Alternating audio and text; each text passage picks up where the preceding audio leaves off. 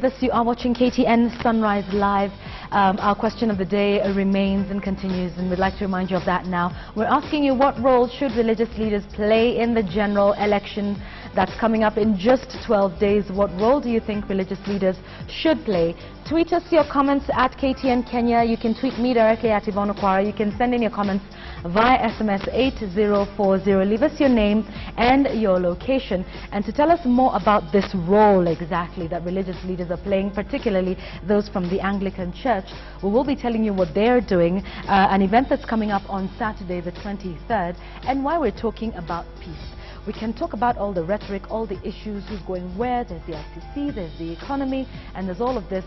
But the underlying factor is that we can discuss all of this and do it peacefully. It is possible without raising the emotions and, just getting ourselves caught up in the issues that are important. But one other important factor is peace, and we'll be telling you what's happening on Saturday. The role that a particular group of the church is taking part in, and this morning I'm very glad to be joined by the Right Reverend John Waweru, who's the Bishop of the Nairobi Diocese within the Anglican Church of Kenya, who's on my extreme right. We also have the Canon Jane Mwangangi, who's the Vicar at St. Mark's, also part of the ACK. Thank you very much both for coming in. Bishop, let's start with you. A lot has been happening, a lot of discourse has been happening in the church, in the Anglican Church, and I'm sure in other churches as well, as to what's been happening from 2007, 2008, the abyss that we found ourselves in to date. What would be your assessment of the country as a whole? Let's start with that. Have we healed from what happened? And when you look at everything that's being said now in the run-up to the next election, are we ready psychologically? Thank you very much, Yvonne, for that pertinent question in as far as peace and looking forward to the general elections is concerned in this country.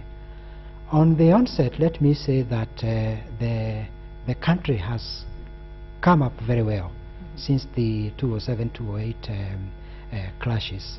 Let me also say that we have not completely healed, and even if we have healed, there are some scars that somehow keep coming up, and people continue getting anxious about what could happen vis-a-vis what happened in the year 2007 and 2008.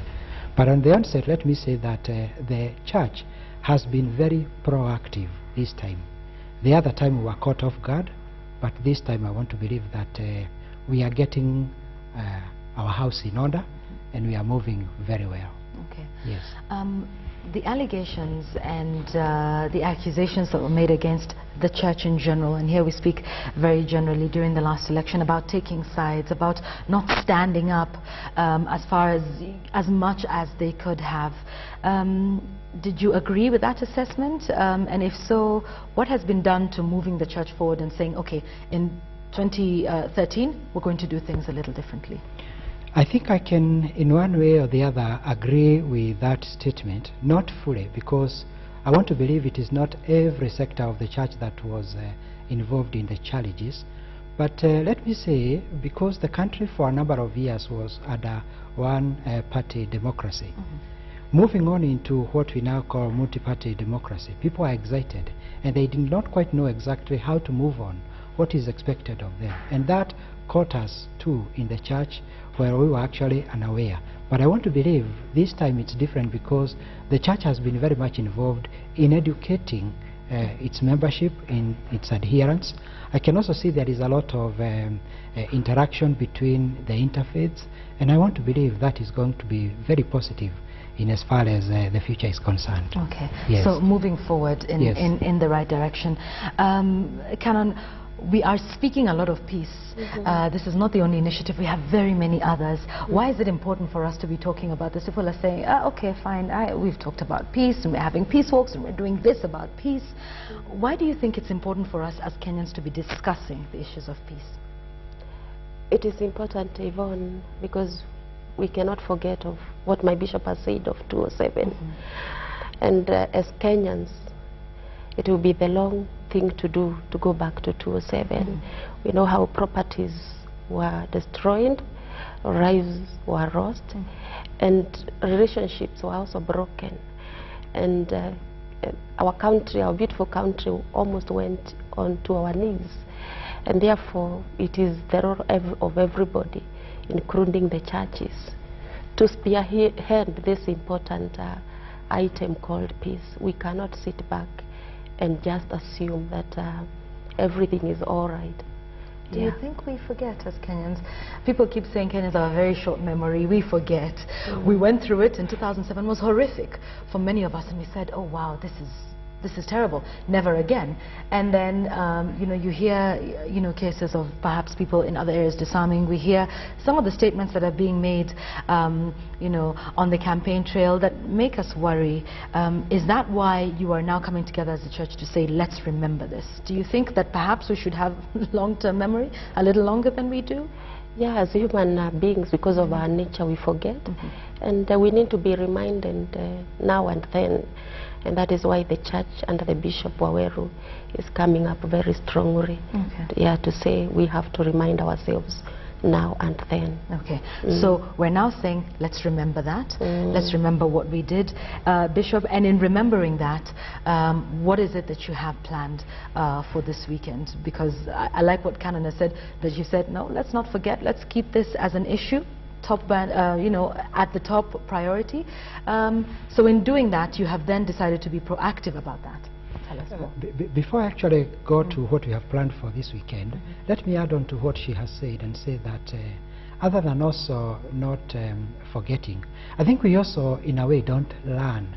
I think we should remember what has happened, and we should learn what lessons can we learn from whatever happened, because that is what is very important. If you do a mistake in life and then you sit in the mistake that you did, I don't really think that really helps you. But if you can learn something, the person who invented bulbs, we are told he tried thousands and thousands, I don't know how many thousands, but out of all those thousands he was learning something until he learned a better way of doing it. And I want to believe that is what as Kenyans we should be doing today, is to learn how to be better citizens, to be peacemakers in the country. And that lesson that you're talking about, it's not just about remembering and not about not forgetting, but about learning a lesson.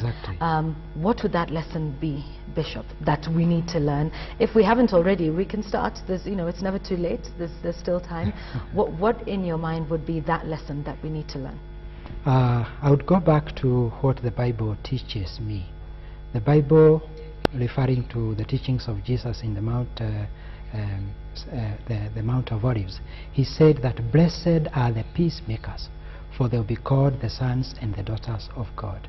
We are all created in the image and in the likeness of God. It doesn't matter what faith, it doesn't matter what religion we are coming from. We are all sons and daughters of God, and therefore we should be peacemakers, making peace with each other, and even making peace with the creation that God has actually given us. That might sound a bit theological, but I believe that is what's God's purpose in our lives, and we need to learn that today. So the lesson being learned here is that we need to be peacemakers, and it is possible. And it's not some utopia idea or something that's very idyllic that you know, we think, oh, you know, that's not achievable, that's not attainable. It is possible for us to be peacemakers. Whatever is measurable is doable. If we are able to look at countries and places where people are enjoying peace, then I believe we are also able to look at ourselves and ask ourselves, why are we not able to achieve, why are we not able to experience the peace that other people are experiencing? And it is measurable. And it is a measurable factor. It is a measurable factor, yes. Okay, all right. Yes. So then let's talk about that, and I like that. It's about not forgetting, it's about learning a lesson, and we know what that lesson is. And we're saying the lesson of peace is that it is a measurable factor. And to that end, then, we have something coming up this weekend. Yes. Let me ask Canon to talk about it, because it will be happening in her church. Okay, all right. And then so it starts, it originates from the St. Mark's Church. Yes. All right, Canon? Thank you so much, Yvonne. St. Mark's is under the Bishop Waweru. It's under the Diocese of Nairobi. And we sat back and said, St. Mark's, we cannot just sit and assume that people are talking about peace. And we said we will have campaign for peace, beginning even during the time of people were registering for voting. That is when we began the campaign. And we did several activities, particularly our church bulletin, making notices, please go and register, and even preaching from the pulpit. And as a vicar, I took the lead role. And after the people registered, we continued to remind people about maintaining peace. And we organized several activities that we were going to do before the election, during the election, and after the election. And some of the activities were that during the Sunday services, and particularly on our screens, we put peace messages. We even put proverbs, the African proverbs, telling people how important it is to keep peace. And even we preach from the pulpit. And every Sunday we have a write-up about peace. And the first message that we wrote about peace was the prayer of one of the early church fathers called St. Francis of Assisi, who said, Lord, make me an instrument of peace. And that has been our guiding prayer. And then we thought of our slogan as St. Mark's. We said, which slogan is going to lead us as we do these activities? And we took the slogan, I am a Kenyan. I am a Kenyan angel, and I love peace. I am a Kenyan angel, and I love peace. That is our clarion call. That is our slogan, which is carrying us all through. And then we said, what other activities can we really do? We said we will organize a walk, 7 kilometers walk, that we will inform the people of Westlands, because that is where the parish covers, that we have to keep peace before and during and after. So on Saturday we have a very big event, and we are inviting all Kenyans to come and join us to make a statement that we cannot afford to lose our peace before, during, and even after the elections. What is the role, and I like that you talked about the fact that you urged people to actually go out and get registered as voters. Do you think perhaps that's something that we need to also do a lot more of, avoid the voter apathy and actually go out and vote? How important is that for people of the church, for the congregation to go out and vote? Yes, it is important, and the churches have a very important role in as far as registration is concerned. It is very biblical. The story of Christmas, the story of the birth of Jesus, begins with Jesus' mother Mary and her boyfriend or her husband going for registration. I would not really understand why people would find it strange when they are called upon to go and do a registration or a census, because it is biblical and it is there and it is very practical. Yes. All right.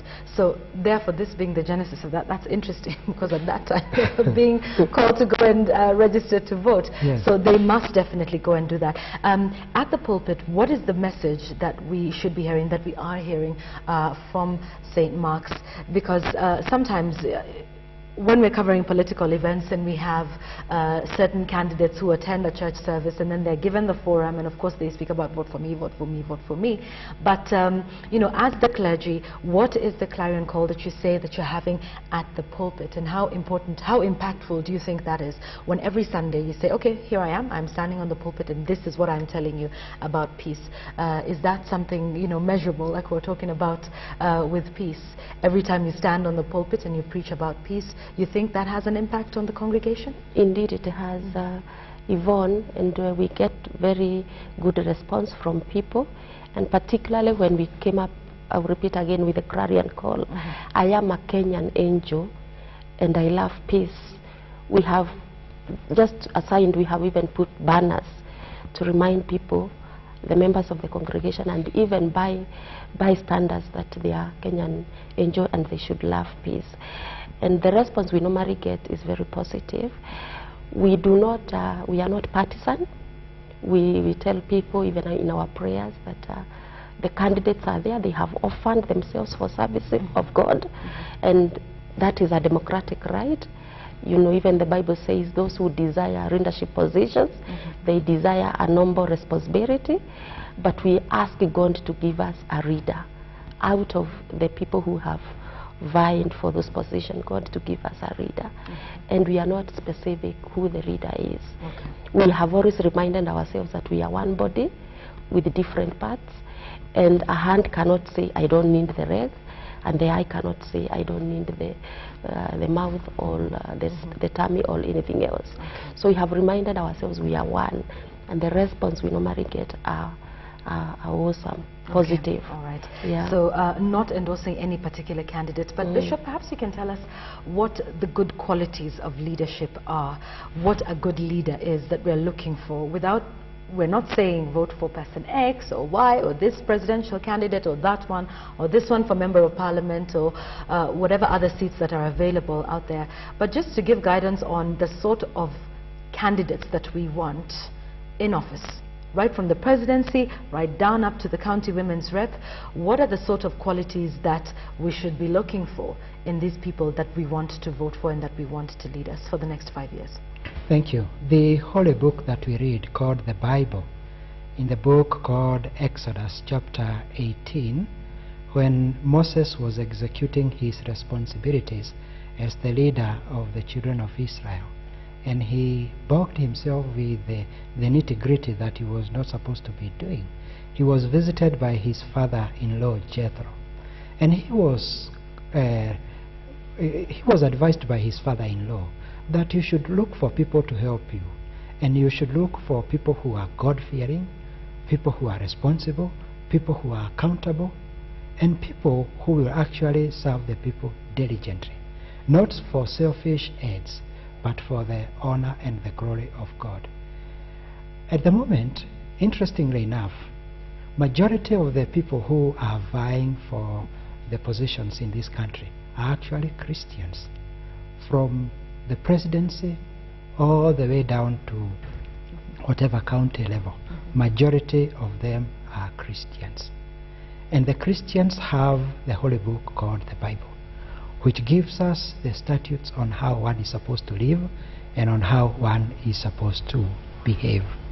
And I want to believe, following what God teaches us in his word, then we should be able to elect people who are accountable, people who are faithful, people who will be honest, people who will be God-fearing, and people who will put the country first before they put themselves first. Unfortunately, people have discovered an easier way of earning a living by joining politics. Right. Some of the people who we know have had issues, criminal issues and other activities, they find another way of getting themselves accepted in the community, in the society, by joining politics. And I'm sorry, it is unfortunate. Kenyans should pray hard. Kenyans should think seriously. Kenyans should also check the credentials of these people. Okay. Yes. Right. Check their credentials, and that is definitely important. Like you say, for some it's a job application. Yes. It really is. Yes. You know, this is what I want, these are my qualifications, Yes. and you know, they've heard about the salaries because this is a very public office. Exactly. Yes. And you know, they start to think in their minds, okay, how can I benefit myself? As we come to the close of our discussion, perhaps we can just have the last words from you, and then we will finish up with the Bishop. Remind us again what's happening Saturday. The walk is from St. Mark's, and how can persons participate in this initiative? Thank you, Yvonne. The walk is on Saturday. It will be at St. Mark's ground, that is St. Mark's Church. St. Mark's Church is opposite Ryan Place, just near the old Safaricom offices, not far from the Westlands bus station. Yes. And it will begin at 8. It will be flagged off by our Bishop, the Right Reverend John Waweru. We have invited also other 2 ambassadors of peace, Ambassador Paul Terragat and Ambassador Bethel Kipragat. Together with the Bishop, they will flag it off. And for anybody to join, we have registration of 1,000, and that 1,000 allows you to have a t-shirt and a cap, and for the kids is 500 shillings. And the most important thing is to make a statement. that we want peaceful Kenya before and during and after. And then after the walk, you will have also a certificate of participating that will be signed by the bishop and myself as the vicar. Okay. All right. I want to invite all Kenyans to join us to make this statement, and I want to thank you, Yvonne, and for the Standard Group for welcoming us. Okay, thank you. You're absolutely welcome, and indeed, just talking and focusing on peace. Bishop, your final comments to us in terms of maintaining the peace and why this is not just empty rhetoric on our part. Thank you. The theme, as Canon has said, for our work is, I am a Kenyan angel, and I love peace. Now, an angel, if you think about an angel, you know who an angel is. He's a messenger. He's somebody who comes to bring joy, somebody who comes to bring peace. If all of us Kenyans became angels of peace, I want to believe we could change this country. We do not need people coming from outside Kenya to come and show us what we are supposed to do.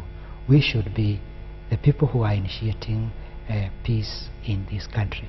The Bible talks about peace over 250 times. And I think that is to remind us that we have a responsibility. And as far as churches are concerned, we are the people who should be the custodians. We should be the conscience of the people as far as peace is concerned. Unfortunately, many times we have been caught off guard, but my plea to my fellow church leaders is to encourage our people to talk about peace. I know there is no much time for us to share a number of things, and we should not be partisan. We should not really have favorites. All these people are our people. Remember when David was being anointed king, he was anointed after he was appointed. It was not before. I find it a challenge for us church leaders when people come to our churches and they are seeking for these elective votes, and then people start anointing them and praying for them and commissioning them. What happens if they don't become the presidents or the MPs or the governors and so on? We should anoint them after they have been elected and appointed, and not before. All right. Okay. Yes. Interesting insights there. Thank you both very much. Bishop John Waweru, who is the Bishop of the Diocese of Nairobi within the Anglican Church of Kenya, and Canon Jane Mwangangi, who is the Vicar at St. Mark's Church, talking about their peace initiative and what's happening on Saturday. Join it if you can. And that is not the only peace initiative that is taking place in the country. There are many, whichever speaks for you, and that is what the rallying call was with our discussion just now, talking about peace in the country, talking about what your role can be. And I like what the Bishop said, that peace is a measurable factor. It can be measured. Certainly we would know the price of peace after what happened in 2007-2008. So in as much as you think this may be some empty rhetoric, this is idealistic talk, I'll refer you back to what happened in 2007-2008 when we didn't have peace in this country, and you be the judge of whether all of this talk about peace, all of these initiatives that we have, including this one that's taking place on Saturday, whether they are worth your time. I think they should be. In as much as you attend the political rallies, attend a peace rally and a peace walk. The two of them should go hand in hand. I believe that is the way to go. I do want to thank you very much for all your feedback, for being a part of the show, because this show really is about you and your views, and of course helping you to be able to understand some of the issues that we are going through in this country at the moment, and of course for you to engage with us makes this the show that it is. We want to wind up now and finish up now, going to 9 o'clock, and first of all, before I even give you the quote of the day, thank you to Paul Kamnish-Patni, thank you to Bishop John Waweru and Canon Jane Mwangangi and the Anglican Church of Kenya as well for being on the show today to talk about peace, to talk about the role of religious leaders in that process as well. So, here are my wise words for you this morning, and it comes from JFK, that's John F. Kennedy, and it goes, do not pray for easy lives, pray to be stronger men or women. That's from John F. Kennedy. Do not pray for easy lives. Pray to be stronger men and women. So for whatever it is that you're going through, pray for a little bit of strength, and that's what's going to help you get through it. smiling at the end of the day. My name is Yvonne Okwara. We will see you again tomorrow bright and early. Have a great day ahead. Bye-bye.